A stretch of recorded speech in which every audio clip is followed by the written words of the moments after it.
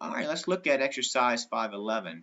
So 511 is a trial balance. Well, trial balances need to balance, and we don't know what the amount should be. We don't know the cash, and then they give us some information over here. The company lost money for the year, and they didn't pay any dividends, which makes sense. If you don't make any money, why pay dividends? All right.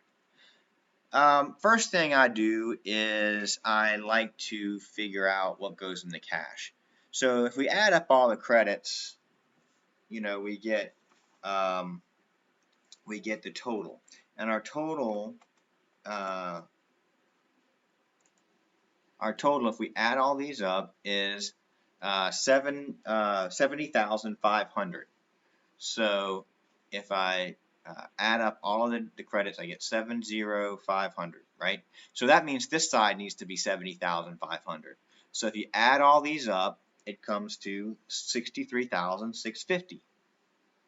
So that means that the cash needs to be enough to where it gets from 63,650 to 70,500. So here's the math again. The credits equal 70,000. I'm looking at this line, 500.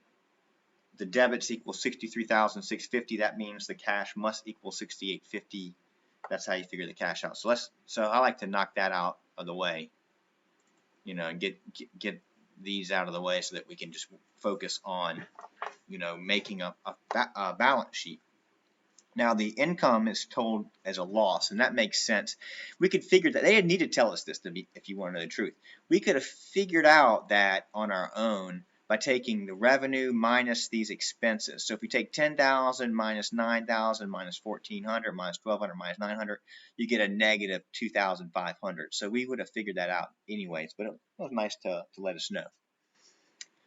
So now we're just going to take all of our stuff that's part of the balance sheet. Those are our accounts that are balance sheet related. We're going to use these to create the balance sheet. So I just take the current assets. So I take anything that's current. Cash is current. Supplies are usually some resources, like maybe, let's say, paper for your office or something like that.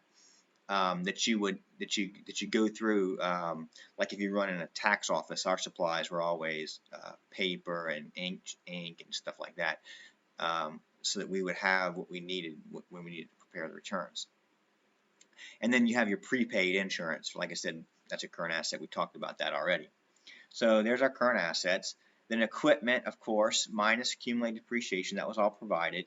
And then they have a trademark. So trademark is really, intangible.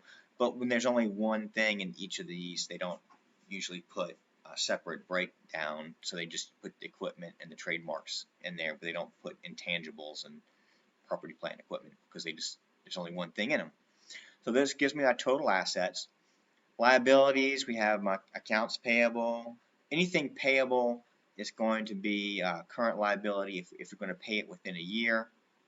So accounts payable would be, like I said, stuff that we owed, maybe for the operations of our business and salaries. How long does it take for you to get paid? The faster the better, right? You don't want to wait for more than a year, so salaries is almost always going to be a current liability. And then unearned service revenue.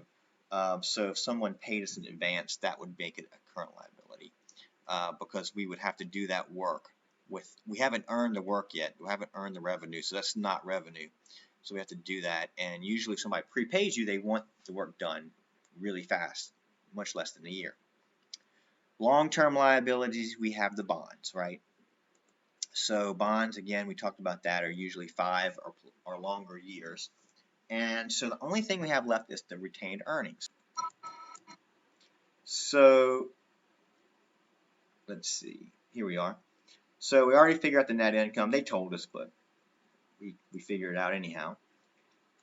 So my beginning retained earnings was 25,000 minus the loss this year. If we had had a gain, we would have added the gain, but we didn't. We had a loss because of didn't do too well.